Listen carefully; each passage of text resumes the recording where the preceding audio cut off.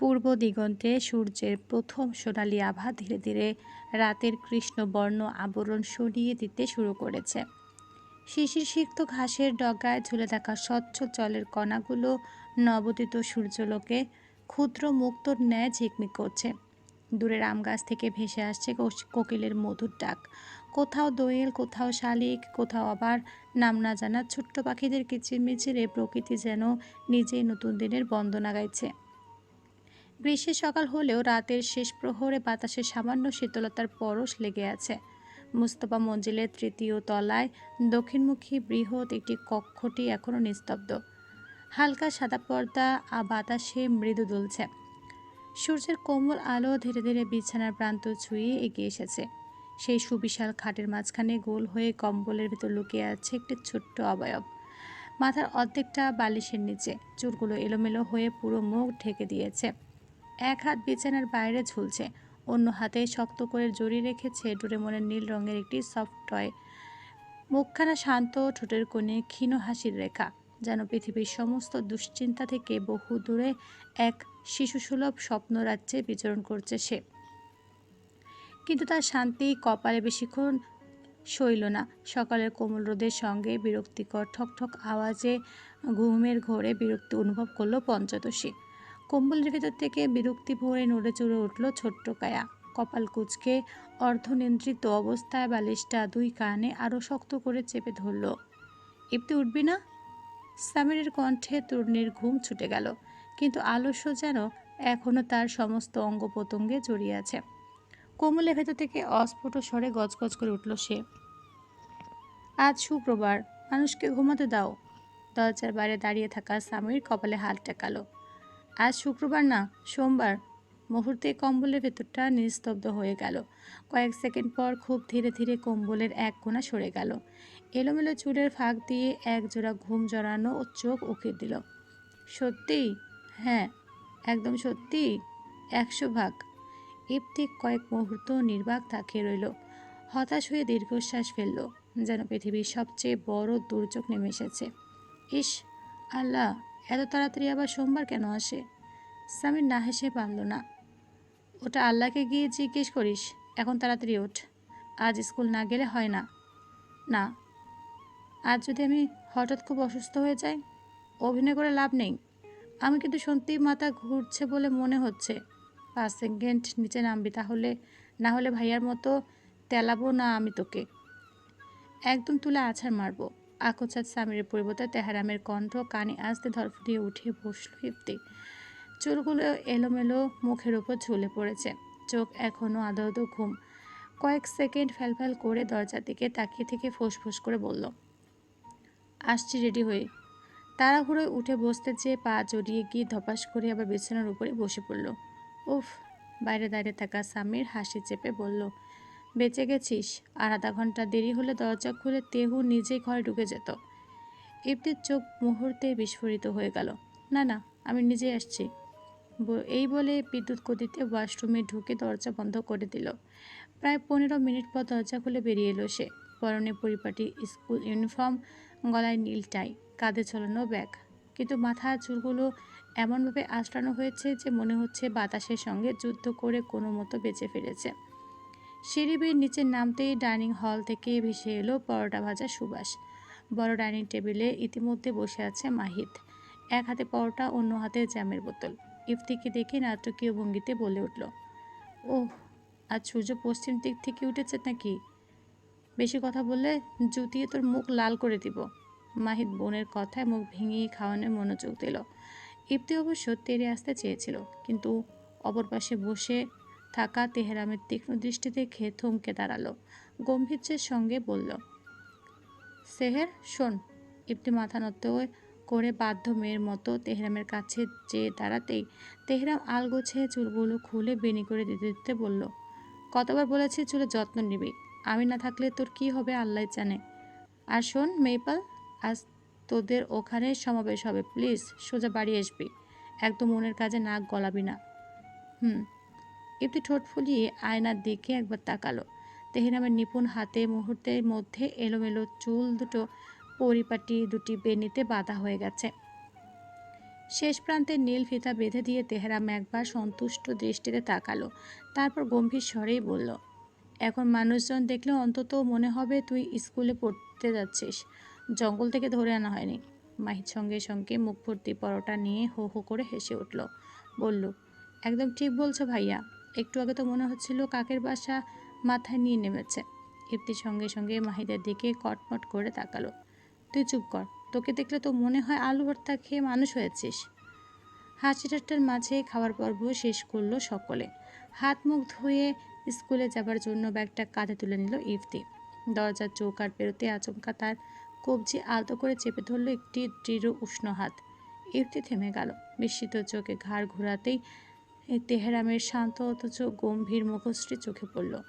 কয়েক মুহূর্ত নীরবে তার দিকে তাকিয়ে রইল যুবক, যেন কিছুই বলতে চাইছে না, অথচ শব্দ খুঁজে পাচ্ছে না। অবশেষে ধীর স্বরে বলল, প্লিজ গুড়িয়া, আজ কোথাও অযথা ঘোরাঘুরি করবি না, স্কুল শেষ হলে সোজা বাসায় ফিরে আসবি। ইপ্তি ভ্রুকুচকে কৌতূহলী স্বরে জিজ্ঞেস করল, এতবার একই কথা বলছো কেন? আমি কি ছোট বাচ্চা নাকি? তেহরাম মৃদু নিঃশ্বাস ফেলল। এই মেয়ে কায়সার হায়দারের উপর রাগ ঝাড়তে কখন কি করে ফেলবে তার ঠিক ঠিকানা নেই ভেবে অস্থির হয়ে উঠেছে সে। বাচ্চা না বলে তো বলছি, আজ শহরের পরিস্থিতি ভালো না। শাহবাগের ঘটনার পর পুরো ঢাকা অস্থির হয়েছে, কোথায় কখন কি হয়ে যায় কেউ বলতে পারে না। ইপ্তি ঠোঁট বাঁকিয়ে ফিসফিস করে বলল, আমি আবার কাকে কি করব? তেহরাম তরুণীর কপালে হালকা টোকা দিয়ে বলল, সেটা তো সমস্যা, তুই কিছু করতে না গেলেও ঝামেলাগুলো নিজে থেকেই তোকে খুঁজে বের করে ফেলে। মাহিদ সঙ্গে সঙ্গে মুখ চেপে হেসে উঠল, ভাইয়া, ঝামেলা আপুকে খুঁজে বের করে না, আপুই জিপিএস অন করে ঝামেলার লোকেশন বের করে ফেলে। ইপ্তির চোখ রাঙিয়ে মাহিদকে বলল, আর একটা কথা বলবি তাহলে স্কুলে যাওয়ার আগে তোকে এমন একটা কিল মারবো তোর 7 পুরুষ মনে রাখবে। দু হাত বুকে আড়াআড়ি ভাবে বেঁধে গম্ভীর কণ্ঠে পুনরায় সতর্কবার্তা দিল তেহরাম, মজা না স্যার, সিরিয়াস, নিজের খেয়াল রাখবে, কোনো মিছিল ভিড় কিংবা ঝামেলার আশেপাশেও যাবে না, আর যদি কোনো সমস্যা হয় সঙ্গে সঙ্গে আমাকে ফোন করবি, ঠিক আছে? ইপ্তি কয়েক সেকেন্ড তার মুখের দিকে তাকিয়ে রইল, তারপর ধীরে ধীরে মাথা নাড়ল। আচ্ছা, যাব না বলে স্কুলের জন্য বেরিয়ে গেল ইপ্তি। নিজ নিজ কর্মসূচিতে ব্যস্ত হয়ে পড়ল ছেলেমেয়েগুলো। দিনটা আর 5টা সাধারণ দিনের মতোই কাটল ইফতির। প্রায় বিকেল 4টার দিকে স্কুল শেষ ঘণ্টা বাজতেই করিডোর জুড়ে ছড়িয়ে পড়ল ছাত্রীদের কোলাহল। সবাই নিজ নিজ বন্ধুদের সঙ্গে গল্পগুজব করতে করতে অগ্রসর হচ্ছে নিজের নীড়ের দিকে। ইফতি অবশ্য সবার মতো নয়, তার তেমন কোনো বন্ধুবান্ধব নেই, কারণ সে ইন্ট্রোভার্ট। কাঁধে ব্যাগ ঝুলিয়ে অলস ভঙ্গিতে হাঁটতে হাঁটতে স্কুলের প্রধান ফটক পেরোলো। আজকে ড্রাইভার আঙ্কেল কেউ পাকনামি করে বাড়ি পাঠিয়ে দিয়েছে। উদ্দেশ্য গলির মাঝ দিয়ে যাওয়ার পথে যে লাল কাঠগোলাপের গাছটা পড়ে ওঠা থেকে ফুল চুরি করা। গলির রাস্তা ধরে কয়েক কদম এগোতেই হঠাৎ তার পদযুগল থমকে গেল। সম্মুখে একটি সাদা মাইক্রোবাস দাঁড়িয়ে আছে। এমন সরু গলিতে মাইক্রো নিয়ে আসা বেশ অস্বাভাবিক। গাড়িটির কাচ কালো ফিল্মে ঢাকা, চারপাশে সাধারণ মানুষের যাতায়াত নাই বললেই চলে। দুই একজন বাদে পুরো রাস্তাটা নিস্তব্ধ। মাইক্রোবাসের সামনে দাঁড়িয়ে আছে 4জন বলিষ্ঠদেহী লোক, সবার গায়ে একই ধরনের কালো শার্ট, কানে ওয়্যারলেস ইয়ারপিস, মুখে কোনো ভাবান্তর নেই। ইপ্তির দৃষ্টি আরও খানিকটা এগোতেই ভ্রু ধীরে ধীরে ধীরে কুঁচকে উঠল। একজন কলেজ পড়ুয়া বয়সী মেয়েকে প্রায় টেনে হিঁচড়ে গাড়ির দিকে নিয়ে যাওয়া হচ্ছে।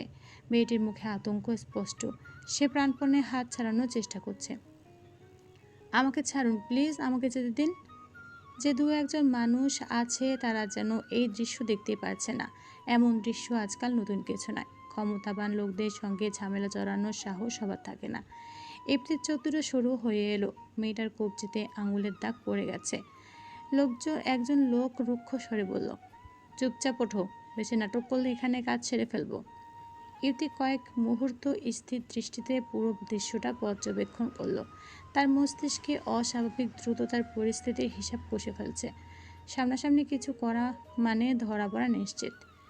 ঠিক তখনই তার চোখ গিয়ে থামল মাইক্রোবাসের পেছনের ডিকির দিকে। ডিকিটা পুরোপুরি বন্ধ হয়নি, সম্ভবত তাড়াহুড়োয় লকটা ঠিকমতো বসেনি, সামান্য ফাঁক রয়ে গেছে। ইপ্তির ঠোঁটের কোণে ক্ষীণ এক টুকরো হাসি ফুটে উঠল।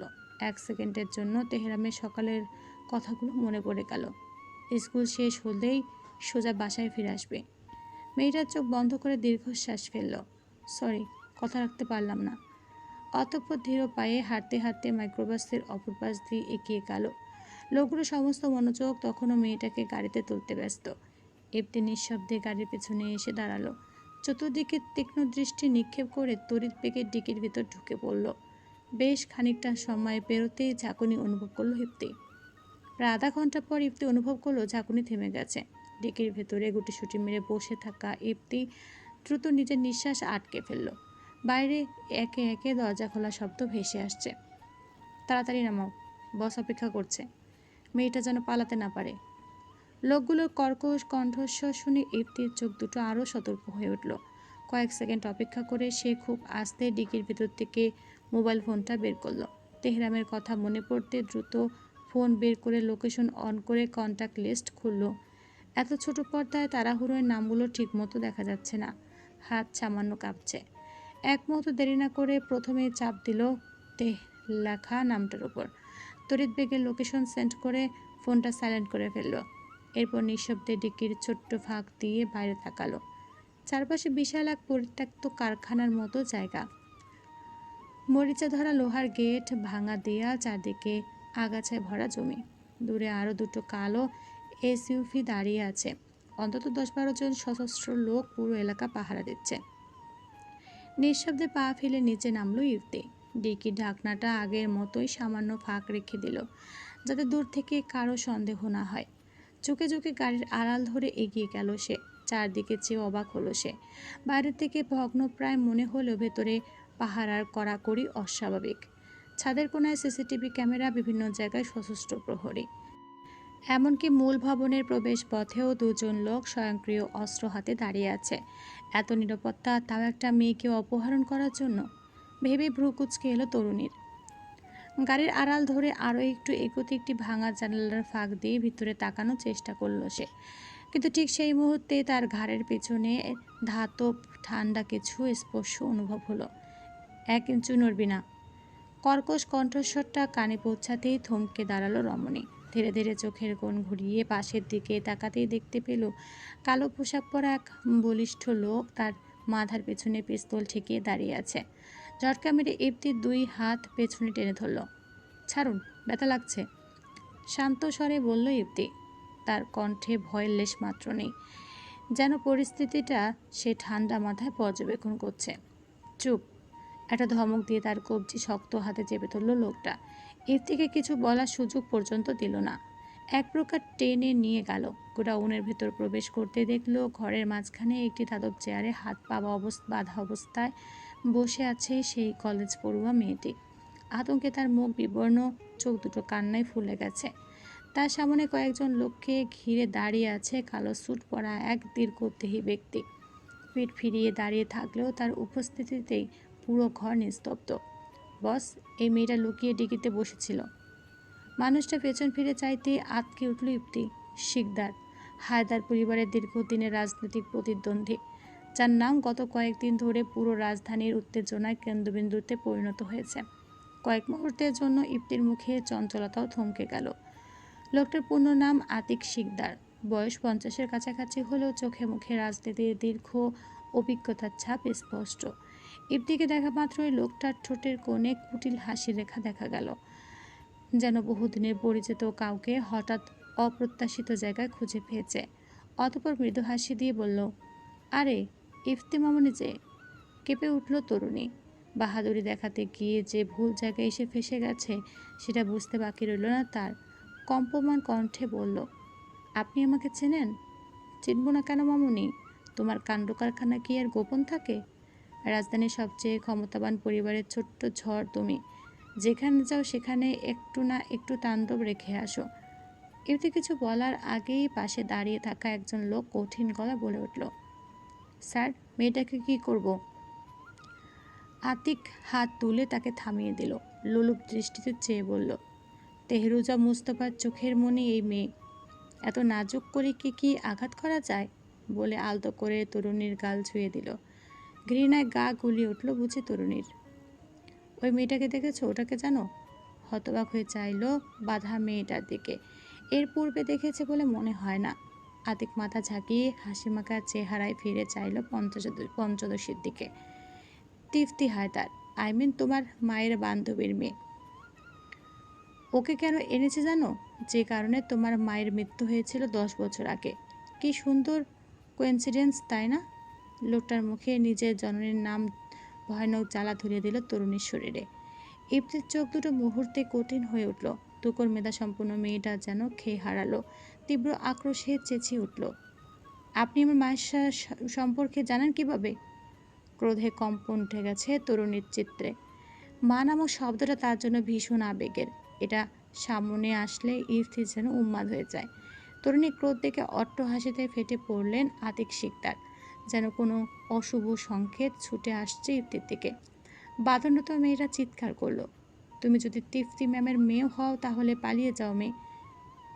ইফতি গ্রাহ্য করল না। ওনাকে ছেড়ে দিন। আতিক শিকদার কয়েক সেকেন্ড তাকিয়ে রইল ইফতির দিকে। তারপর ধীরে ধীরে ঠোঁটের কোণে হাসি রেখা ফুটে উঠল। মায়ের প্রতিচ্ছবি হয়েছ একদম। বলেই লোকটা ইফতির এক হাতে চিবুক পাকড়াও করলো। বুকের ভেতর জমে থাকা সব ক্ষোভ বেরিয়ে এলো ইফতির। তীব্র ধাক্কায় সরিয়ে দিল লোকটাকে। যদিও আতিক নিজেই সরে গেছেন। আতিকের ঠোঁটের কোণে আবারও সেই পরিচিত হাসি ফুটে উঠল। সাহস কম নেই তোমার। ইফতি শান্ত গলায় বলল, আমি শুধু জানি যে মানুষ সত্যি শক্তিশালী সে কাউকে আটকে রেখে নিজের শক্তি প্রমাণ করে না। আতিক অবশ্য রাগ করলেন না, বরং আগ্রহ নিয়ে তাকিয়ে রইলেন। এই মেয়েটার মধ্যে যেন বহু বছর আগের আরেকজনকে খুঁজে পাচ্ছেন। ঠিক তখনই ইফতির চোখ পড়ে গেল মেঝেতে পড়ে থাকা একটি ধাতব ক্লিপের উপর। সম্ভবত কোনো লোকের পোশাক থেকে খুলে পড়েছে। তার দৃষ্টি এক মুহূর্তের জন্য সেখানে আটকে গেল। ততক্ষণে কয়েক ধাপ পিছিয়ে গেল, যেন সে ভীত চিত্তে দূরে যেতে চাইছে। আপনার একটা প্রশ্নের উত্তর জানতে চাই। ইফতি ইচ্ছে করে কথার গতি ধীর করল। আতিক জবাব দেওয়ার জন্য ভ্রু কুঁচকালেন। পাশে টেবিলের ওপর রাখা কাচের বোতলটা হাত দিয়ে আঘাত করে ফেলে দিল সে। ঝনঝন শব্দে পুরো ঘর কেঁপে উঠল। 1 সেকেন্ডের জন্য সবার দৃষ্টি সেদিকে ঘুরে গেল। সে 1 সেকেন্ডই যথেষ্ট ছিল। ইফতি দ্রুত নিচু হয়ে মেজ থেকে ধাতব ক্লিপটা তুলে নিল এবং হাতের বাঁধনের ফাঁকে ঢুকিয়ে দিল। ততক্ষণাৎ বাঁধন কেটে গেল।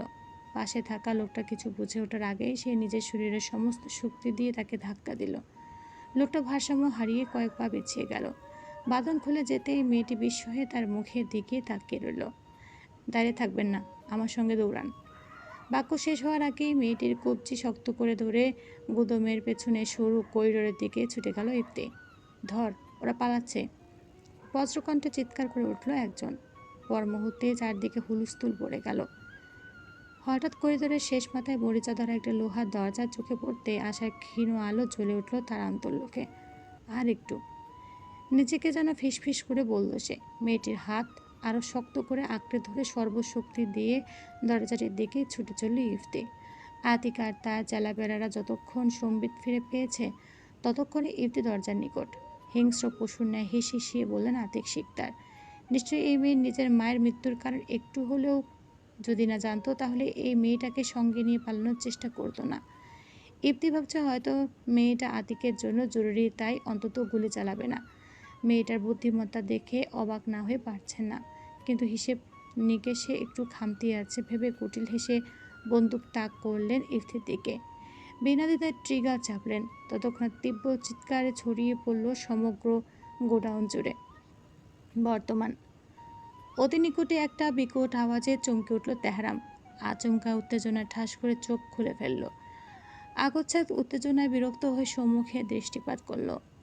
আজ মাহিতের কাছে ইফতি সম্পর্কে শোনার পর থেকে পুনরায় মনের গহীনে ধামাচাপা দেওয়া সকল স্মৃতি যেন মাথাচাড়া দিয়ে উঠছে।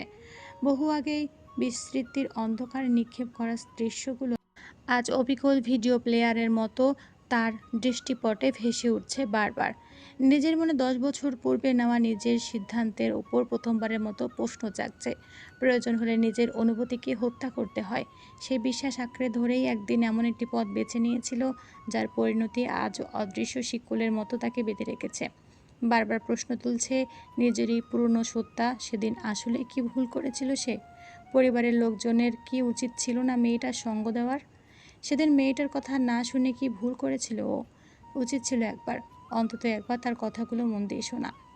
যদি সেদিন সে তাকে ফিরিয়ে না দিত, তবে কি আজ সব কিছু ভিন্ন হতে পারত? চারদিকে গাঢ় অন্ধকারে আচ্ছন্ন বিশাল গুদামঘর।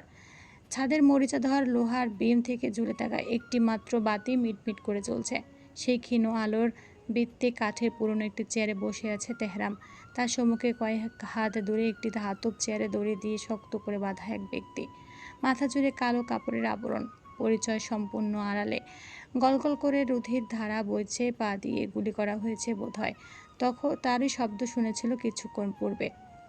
নিস্তব্ধ গুদাম জুড়ে কেবল ভারী নিঃশ্বাসের শব্দ, আর কোথাও কোথাও টপ টপ করে পানি পড়ার ক্ষীণ আওয়াজ প্রতিধ্বনিত হচ্ছে। তেহরামের দৃষ্টি স্থির হয়ে রইল বন্দি মানুষটির ওপর। অনুভূতি শূন্য নয়ন জোড়া যেন হিমশীতল বাদামি সমুদ্র। প্রশ্নগুলো বারবার আঘাত হানলেও তেহরামের মুখবয়াবে কোনো রকম প্রতিফলন ঘটল না। ঠিক তখনই ভারী বুটের শব্দ তুলে গুদামের অন্ধকার চিরে এগিয়ে এলো এক তরুণ, উচ্চদেহী বলিষ্ঠ শরীর, উন্মুক্ত দুই বাহু জুড়ে অসংখ্য ট্যাটু, ভ্রু, কান ও ঠোঁটে রূপালি পিয়ার্সিং। এলোমেলো চুলের আড়াল থেকেও তার দৃষ্টি অধ্যত্ত স্পষ্ট। তরুণটি তেহরামের পাশে এসে দাঁড়িয়ে ঠোঁটের কোণে আত্মবিশ্বাসী হাসি টেনে বলল, বস, ভয় পেয়েছেন নাকি? আমি কি ঠিক দেখছি নাকি আপনি গভীর চিন্তায় ডুবেছিলেন? কি ব্যাপার, কারো প্রেমে টেমে পড়লেন নাকি? কথাটা শেষ হতেই তেহরামের ভ্রু যুগল ধীরে ধীরে কুঞ্চিত হলো। ধীরগতিতে মুখ ফিরিয়ে ছেলেটির দিকে তাকালো সে। পরবর্তী মুহূর্তে বজ্র কঠিন কণ্ঠে খেকিয়ে উঠল, জেভিয়ার। জেভিয়ারের ঠোঁটের হাসিটা মুহূর্তের জন্য মিলিয়ে গেল, তবুও পরক্ষণে কাজ ঝাঁকিয়ে আগের মতোই দাঁড়িয়ে রইল। পাগলা কুত্তাকে খেপিয়ে কে লাভ? ওর পায়ে মারার কি দরকার ছিল? তাহলে বুকে মারব? তেহরামের বাদামি নয়নদ্বয় অদ্ভুতভাবে স্থির হয়ে উঠল। বুকে মারলে মরে যাবে ইডিয়েট, আর মৃত মানুষ কথা বলে না। জেভিয়ার মৃদু শীষ দিয়ে মাথা নেড়ে বলল, বুঝেছি, মানে এখনও ওর কাছ থেকে কিছু বের করার আছে। তেহরাম নির্বিকার চিত্তে এদিক ওদিক ঘাড় ফুটিয়ে নিজের সেলকে চুলে ভাঁজে আঙ্গুল চালাতে চালাতে উঠে দাঁড়ালো। ধীর পায়ে বন্দির দিকে এগিয়ে গেল কয়েক কদম। মেঝেতে টপ টপ করে ঝরে পড়া রক্তের দিকে একবারও তাকালো না সে। বরফ শীতল কণ্ঠে উচ্চারণ করল, long time no see, mister Atik Sikdar. একটানে ছুঁড়ে ফেলল বন্দির মুখের কাপড়টা। ম্লান আলোর বৃত্তে ধীরে ধীরে স্পষ্ট হয়ে উঠল আতিক শিকদারের রক্তাক্ত মুখাবয়ব। কপালের একপাশে ফেটে শুকিয়ে যাওয়া রক্ত জমাট বেঁধে আছে, ঠোঁটের কোণে রক্তের সরু রেখা। তবুও তার চোখ দুটোর এখনও নিভে যায়নি সেই পুরনো অধূর্ত। রক্তমাখা ঠোঁট সামান্য বাঁকিয়ে কর্কশ হাসি হেসে উঠলেন। মোস্তফা বংশ খুনাখুনিও শুরু করলো বুঝি তেহরাম মোস্তফা? ততক্ষণাৎ বুলেট আতিকের বাহু চিরে বেরিয়ে গেল। রক্ত ছিটকে এসে আছড়ে পড়ল শুভ্র বর্ণের অতি নিষ্পাপ দেখা পুরুষটার চোখে মুখে।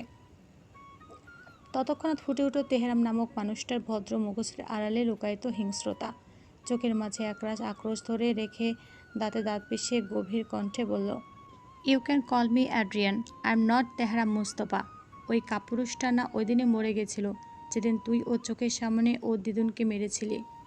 অ্যাড্রিয়ান নামটা শুনে আতকে ওঠে আতিক শিকদার। ভীতি লুকায়িত হলো না, কম্পমান কণ্ঠে শুধালেন, you mean the godfather of Italian mafia society? লোকটা ভয় দেখে যেন পৈশাচিক আনন্দ অনুভব করল সে। ক্রূর হাসি ধরে রেখে শান্ত গলায় হিসিয়ে উঠল অধ্যাপক রূপী জানোয়ারটা। তোর জন্য আমার বড় লস হয়ে গেছে। শালা এতদূর আসতে আমার 10 বছর লেগে গেল, কিন্তু যার জন্য 10 বছর পর ফিরলাম সেই নেই। তোর জন্য আমার বউ বদলে গেছে সালামত। আমার বউটাকে নাকি আমারই পরিবার পাগলাগারদ পাঠিয়েছিল, এটাও আমাকে আমার ভাইয়ের কাছ থেকে জানা লাগলো।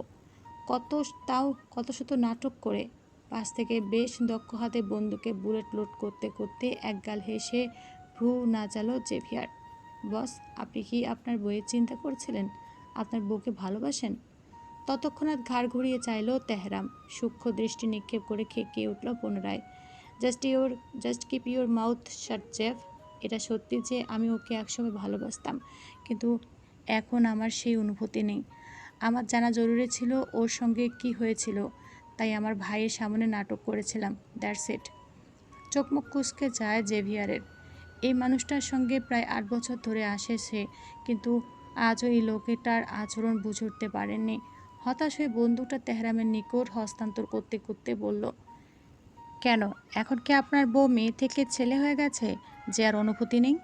আগে ও আমার টাইপ ছিল, দেখলে মন জুড়িয়ে যেত, চঞ্চল ছিল, ভীতু ছিল। এখন আর এমন নেই। আমার পরিবারের জন্য আমার পুতুলের মতো বউটা ডাইনি হয়ে গেছে। অ্যাঁ? বলতে বলতে তেহরাম আতিক শিকদারের দিকে বন্দুক তাক করলো। আতঙ্কে চেয়ার ঠেলে পিছিয়ে যেতে চাইল আতিক শিকদার, কিন্তু সম্ভব হলো না যেন। আকুতি ভরা কণ্ঠে বলল, প্লিজ আমাকে ছেড়ে দাও। আমি আমি তোমাকে আমার সব সম্পত্তি দিয়ে দেব। আতিক শিকদারের কণ্ঠে ভিক্ষার সুর শুনে জেভিয়ার কয়েক মুহূর্ত স্থির দৃষ্টিতে লোকটার দিকে তাকিয়ে রইল। পরক্ষণে ঠোঁটের কোণে অবজ্ঞার হাসি ফুটে উঠল। ইতালীয় ভাষায় অত্যন্ত ধীরে ধীরে ধীর স্বরে বিড়বিড় করে বলল, ছাগল নাকি? তেহরামের মুখবয়াবে কোনো পরিবর্তন এলো না। ঠোঁটের কোণে ধীরে ধীরে ফুটে উঠল এক ভয়ঙ্কর হাসি। পরবর্তী মুহূর্তেই আঙ্গুলের ফাঁকে ধরা ক্ষুদ্র স্টিলের ব্লেডটি বিদ্যুৎ গতিতে ছুঁড়ে মারল সে। আহ! আতিক শিকদারের আত্মচিৎকারে কেঁপে উঠল সমগ্র গোদাম। ব্লেডটি গিয়ে বিঁধেছে তার মুখের পাশে। যন্ত্রণায় পুরো শরীর কাঁপছে, অথচ দড়ির বাঁধনে নড়াচড়ারও উপায় নেই। তেহরাম ধীর পায়ে আরও এক কদম এগিয়ে গেল। বন্দুকের ঠান্ডা নলটা আলতো করে আতিকের কপালে ঠেকিয়ে বরফ শীতল কণ্ঠে বলল, ভুল ভাবছিস। সম্পত্তি দিয়ে নিজের জীবন কিনে ফেলবি? তার বাদামি নয়ন যুগলে যেন বহু বছরের দমিয়ে রাখা প্রতিশোধের আগুন জ্বলছে। বল। চোয়াল শক্ত করে ফিসফিস স্বরে উচ্চারণ করল সে। তুই কি আমার সেই বেরল ছানার মতো কিউট বউটাকে আগের মতো ফিরে দিতে পারবি? কয়েক সেকেন্ড নীরব থেকে নিজে উত্তর দিল, পারবি না। ট্রিগারের উপর তর্জনী আরও শক্ত হয়ে উঠল। তাহলে তোকে ছাড়বো কেন? কথাটা শেষ হতে গুদাম জুড়ে আবারও ভেসে উঠল গুলির বিকট শব্দ। জেফিয়ার নির্বিকার মুখে দাঁড়িয়ে রইল, যেন এমন দৃশ্য তার কাছে নতুন কিছু নয়। তেহরাম তার দেখা অদ্ভুত এক প্রাণী, যার জীবনে খারাপ হওয়ার কারণটা ক্ষমতা ছিল। দিদুন! আতঙ্ক বিজারিত কণ্ঠে চিৎকার করে উঠল কিশোরী। কোনো কিছু আছে সুযোগ ছিল না মোটেই। এমত অবস্থায় কয়েক ন্যানো সেকেন্ডের মাঝে হুট করে এক বিকট গগন বিদায়ী আওয়াজে কেঁপে উঠল গোটা গোটা গুদামঘর। সঙ্গে সঙ্গে ঝপাত করে ওর মুখের উপর আছড়ে পড়ল এক খাবলা তাজা রক্ত। চোখ মেলতেই চলমান ধূসর রঙা সিলিং নজরে এলো। বক্ষস্থলে অবস্থিত হৃদযন্ত্র ক্ষিপ্ত গতিতে অক্সিজেন ছাড়তে ব্যস্ত। দুঃস্বপ্নের মতো রক্তকণিকাগুলো যেন দপাদপি শুরু করে দিয়ে দেয়। শুষ্ক ঠেকল কণ্ঠনালী, তৃষ্ণা নিবারণ প্রয়োজন। বিছানায় উঠে বসলো ইফতি। পরনে হাফ হাত্তা ফিনফিনে সাদা সফেদ টি শার্ট। ঘামে ভিজে লেপ্টে গেছে তরুণীর লাস্যময়ী শরীরে। প্রতিটা খাঁজ নিখুঁতভাবে ফুটে উঠেছে। মুখমণ্ডল ঘামে ভিজে গেছে। কপাল এবং ঘাড়ে বিন্দু বিন্দু ঘাম জমেছে তার। বিছানার পাশে থাকা নাইট স্ট্যান্ডে থেকে পানির জগ তুলে নিয়ে কাপা গ্লাসে পানি ঢেলে নিল। ইফতি পানিটা ঢকঢক করে পান করলো, যেন কত বছরের পিপাসার্থ সে। মাঝরাতে হঠাৎ ঘুম ভেঙে যাওয়ার দরুন মাইগ্রেনের ব্যথায় মাথাটা টনটন করে উঠল। আজকাল এমন সব দুঃস্বপ্ন একটু বেশি তাড়া করে বেড়াচ্ছে তাকে। সব কিছু ঝাপসা হলেও এই স্মৃতিগুলো দগদগে ক্ষতের ন্যায় স্পষ্ট। বুকের বাঁ পাশে হাত রেখে দীর্ঘশ্বাস নির্গত করল শ্যামসুতোষণা। মাথার ব্যথাটা ক্রমশ বৃদ্ধি পাচ্ছে। শরীর তার মিয়মান কাঁপছে। গোসল করলে বোধহয় ব্যথাটা কিছুটা হলেও হ্রাস পাবে। ভাবনাটুকু মস্তিষ্কে হানা দিতে উঠে দাঁড়ালো রমণী। ধীর পদক্ষেপে এগিয়ে গেল কাবার্ডের দিকে। খালি পা মার্বেলের শীতল মেঝেতে স্পর্শ করতেই সমগ্র দেহে হালকা এক শিহরণ বয়ে গেল। কয়েক মুহূর্ত স্থির হয়ে দাঁড়িয়ে নিজের দ্রুত ওঠানামা করা শ্বাস প্রশ্বাসকে স্বাভাবিক করার প্রয়াস চালালো সে। ইফতি ধীরে ধীরে কাবার্ডের দরজা খুলল। ভেতর থেকে সাদা রঙের একটি তোয়ালে আর কালো রঙের ঢিলেঢালা টি শার্ট বের করে হাতে নিল। প্রায় মিনিট 15-র মধ্যেই হট বাথ নিয়ে বেরিয়ে আসলো ইফতি। উষ্ণ জলের স্পর্শে শরীরের কাঁপুনিটা কিছুটা প্রশমিত হলেও মাথার ভেতরটার ধকধকানিটা পুরোপুরি কমেনি। ভেজা কিশোরাজি থেকে টপটপ করে জল গড়িয়ে পড়ছে। সাদা তোয়ালেটা দিয়ে অন্যমনস্ক ভঙ্গিতে চুল মুছতে মুছতে ধীরে ধীরে কক্ষে প্রবেশ করল সে। পরনে এখন ঢেলেঢালা কালো টি শার্ট আর ধূসর ট্রাউজার। ভেজা চুলগুলো এলোমেলো হয়ে পিঠ জুড়ে ছড়িয়ে আছে। কাভার্ড খুলে ভেজা তোয়ালেটাই অযত্নে যথাস্থানে ছুঁড়ে ফেলল। বিছানার নিকট এসে বালিশের পাশটাই অযত্নে পড়ে থাকা ফোনটা হাতে তুলে নিয়ে সময় দেখে নিল। রাত প্রায় 2টো। পুনরায় ওয়াশরুমে ফিরে উঁচু করে নিল। অতঃপর সিঁড়ি বেয়ে নিচে নামার সময় এক নজরে দেখে নিল পুরো মুস্তফা মঞ্জিল। সমগ্র মুস্তফা মঞ্জিল গভীর নিদ্রায় আচ্ছন্ন। ইপ্তি ধীর পায়ে বেরিয়ে গেল, সদর দরজা খুলে বেরিয়ে এলো বাইরে। রাতের শীতল বাতাস মুখে এসে লাগতেই চোখ দুটো আপনা আপনি বুজে এলো তার। অমানিসার আচ্ছাদিত খোলা আসমানের নিচে প্রগাঢ় নিঃশ্বাস নিল রমণী। দিশেহারা মস্তিষ্ক আর গন্তব্যহীন পথ ধরে চলল বাগানের দিকে। বাগানের পশ্চিম কোণের গেট খুলতেই দৃশ্যমান হলো বড় একটা বাঁশঝাড়। ইফতিদের উপায় এগিয়ে গেল বাঁশঝাড়ের মাঝখানে নির্মিত ছোট্ট পাকা পথ ধরে। পথের একেবারে শেষ প্রান্তে সে থমকে দাঁড়ালো রমণী। সম্মুখে বড় উদ্যানের ন্যায় প্রাচীর ঘেরা স্থান। মরিচ পড়া গেটের ওপর গোটা গোটা অক্ষরে লেখা মোস্তফাদের পারিবারিক গোরস্থান। দ্বিধাহীন পায়ে প্রবেশ করলো সেই পবিত্র স্থানে। সারি সারি সাদা মার্বেলের কবর, প্রতিটি কবরের চারপাশ অত্যন্ত যত্নে পরিচ্ছন্ন রাখা। কোথাও সদ্য ফোটা ফোটা গোলাপ, কোথাও আবার রজনীগন্ধার গুচ্ছ। শিশিরে ভেজা ঘাসের ওপর চাঁদের ফিকে আলো পড়ে পুরো স্থানটাকে এক অপার্থিব আবহে মুড়ে রেখেছে। ইপ্তি ধীর পদক্ষেপে সম্মুখে অগ্রসর হলো। একদম শেষ প্রান্তে অবস্থিত মাঝারি আকারের কাঠগোলাপ গাছটার নিচে এসে থামলো। গাছের ডালপালা চারদিকে ছড়িয়ে আছে, অদ্ভুত ছায়া আবরণ তৈরি করছে। রাতের মৃদু বাতাসে সাদা কাঠগোলাপগুলো টুপটুপ করে পড়ছে মার্বেলের শুভ্র কবরটির ওপর। অথচ পুরো স্থান জুড়ে ছড়িয়ে আছে মিষ্টি অথচ বিষণ্ণ এক সুবাস। সাদা মার্বেলের ফলকে সংকীর্ণ নামটির ওপর ধীরে ধীরে হাত বুলিয়ে দিল ইফতি। আশেপাশে লাগানো হলুদ বাতির আলোয় স্পষ্ট হয়ে উঠল নামটা, তৃপ্তি হায়দার। কেমন আছো মামুনি? কণ্ঠস্বরটা কর্ণকুহরে প্রবেশ করা মাত্র সমস্ত সত্তা যেন স্তব্ধ হয়ে গেল ইফতির। রাতের নিস্তব্ধতা ভেদ করে ভেসে আসা সেই চিরচেনা মিষ্টি স্বর, যা এখন শুধু স্মৃতির অতলে বিরাজমান, তবু এত স্পষ্ট, এত জীবন্ত যে বিশ্বাস করতে কষ্ট হয় এ নিছক কল্পনা। কম্পিত পায়ে পিছু ফিরে তাকালো রমণী। কাঠগোলাপের শুভ্র পাপড়ি ঝরে পড়ছে অবিরাম। চাঁদের ফিকে আলোয় গোটা গোরস্থান যেন কালো এক পরাবাস্তব চিত্রপটে রূপান্তরিত। কেউ কোথাও নেই, শুধু নীরবতা, আর সেই নীরবতার বুক ছিঁড়ে বেজে ওঠা একরাশ প্রতিধ্বনি। চোখের কার্নিশ বেয়ে অশ্রুবিন্দু গড়িয়ে পড়ল ইফতির। ঠোঁট দুটো কাঁপছে থরথর করে, কণ্ঠ নিরুদ্ধ হয়ে আসছে কান্নার আবেগে। হাঁটু ভেঙে বসে পড়ল সে মার্বেলের শীতল ফলকের সামনে, যেখানে খোদাই করা আছে এক জননীর নাম, যে জননী কোনো দিন পূর্ণতা পায়নি। কম্পিত হাতে ছুঁয়ে দিল অক্ষরগুলো, যে স্পর্শের মাধ্যমে ফিরিয়ে আনা যাবে হারানো সেই মুখখানি। আমি ভালো নেই আম্মু, আমার দম বন্ধ হয়ে আসছে। তুমি আর দিদুন কেন নেই আমার পাশে? মার্বেলের শীতল ফলকে কপাল ঠেকিয়ে অনেকক্ষণ স্থবির হয়ে রইল রমণী, যেন এই স্পর্শটুকুই তার শেষ আশ্রয়। চোখের জল গড়িয়ে পড়ে ভিজিয়ে দিচ্ছে খোদাই করা অক্ষরগুলো। অশ্রুসিক্ত নয়নে চাইল শ্যাম সুদর্শনা তার মায়ের শেষ আশ্রয়ের দিকে। কম্পমান কণ্ঠে নিজেকে ব্যক্ত করল, জানো আম্মু, খারাপ মানুষেরা অনেক খারাপ হয়, কিন্তু ভালো মানুষ তার থেকেও নিকৃষ্ট হয়। তুমি নিকৃষ্ট ছিলে আম্মু। দুনিয়া বাঁচিয়ে কিংবদন্তি হওয়ার নেশায় তুমি তোমার মেয়ের জীবন ধ্বংস করে দিয়েছ। বুকের ভেতর জমে থাকা ক্ষোভ যেন হঠাৎ বাঁধ ভেঙে বেরিয়ে এলো কণ্ঠনালীর চেড়ে। ইপ্তির চোখ দুটো এখন আর শুধু অশ্রুসিক্ত নয়, তাতে ফুটে উঠেছে এক দগ্ধ যন্ত্রণার আভা। মুঠো করা হাত কাঁপছে থরথর করে, নখগুলো বসে যাচ্ছে নিজেরই তালুতে। কেন করলে এমন আম্মু? আমার তো শুধু তোমাকে দরকার ছিল, একটা সাধারণ মা, যে স্কুল থেকে ফেরার পথে অপেক্ষা করবে, যে জ্বর হলে মাথায় হাত বুলিয়ে দিবে। তার বদলে আমি পেয়েছিলাম শুধু ফাঁকা ঘর আর তোমার অনুপস্থিতির স্মৃতি। অপর পাশ থেকে প্রত্যুত্তরে কোনো জবাব এলো না। আসবে কি করে? কবর কি কবু কথা কয়? তবুও শ্যাম সুদর্শনা বলল, বছরের এই একটা দিনেই সে নিজেকে ব্যক্ত করে। 4ই আগস্ট তার মায়ের মৃত্যুবার্ষিকী, আর ইফতির জন্মদিবস। তোমাকে দেশে দেশের মানুষ কী দিল আম্মু? কিচ্ছু না। তোমাকে তো কারো মনেও নেই। স্মৃতির পাতায় লেগে থাকা ধূলিকণার ন্যায় উড়ে গেছো তুমি। তোমার স্মৃতি দুনিয়া থেকে মুছে দিয়েছে, এমনকি তোমার প্রেমিক পুরুষও তোমাকে ভুলে গিয়েছে। শুধু এগোতে পারেনি তোমার এই অভাগী মেয়ে।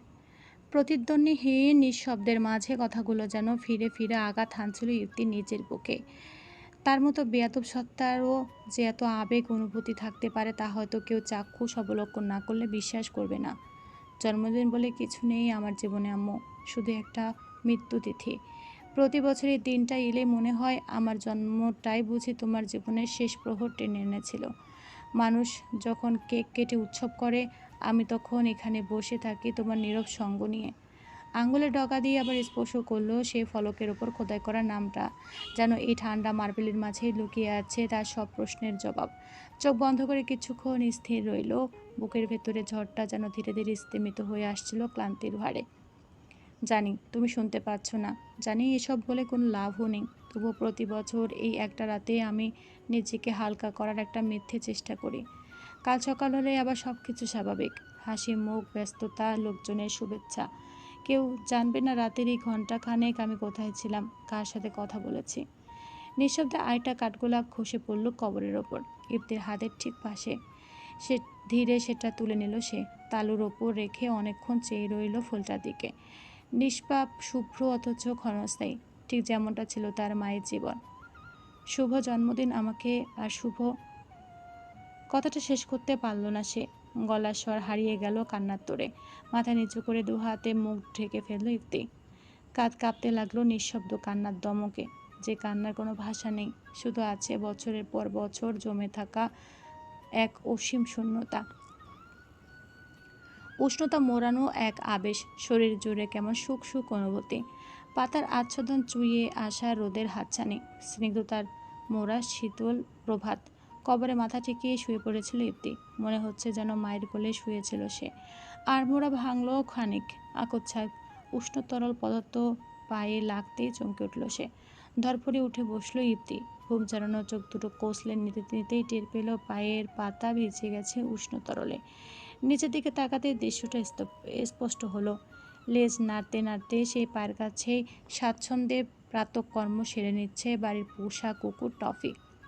মুহূর্তে ঘুমের রেশ কেটে গিয়ে জায়গায় বসে এক লাফ দিয়ে সরে গেল সে। টফি, হচ্ছেটা কি সব? কুকুরটা মাহিতের। ইপ্তি তেমন একটা পছন্দ করে না পোষা প্রাণী, বিধায় মাহিত ওকে ইপ্তির থেকে দূরে রাখে। কিন্তু কুকুরটা শুনতে চায় না। দৌড়ে পালানোর বদলে টফি বরং লেজ আরও জোরে নাড়িয়ে এক পাক ঘুরে এসে দাঁড়ালো ইপ্তির সামনে। জিভ বের করে হাঁপাতে হাঁপাতে তাকিয়ে রইল তার দিকে, যেন কোনো ভুলই করেনি সে। ইপ্তির রাক্ত দৃষ্টিতে তাকালো কুকুরটার দিকে, কিন্তু তার সেই রাগের দৃষ্টি পাত্তাই পেল না। সর, একদম কাছে আসবি না বলছি। চিৎকারে চমকে দিয়ে লেজ গুটিয়ে দৌড়ে পালালো কুকুরটা। যাওয়ার আগে অবশ্য ভাও করে খেকিয়ে উঠতে ভুলল না, যেন সে বলতে চাইছিল, ইপ্তি তুমি খুব পচা। ইপ্তি হতভম্ব দৃষ্টিতে নিজের পা আর চারপাশটা একবার দেখে নিল।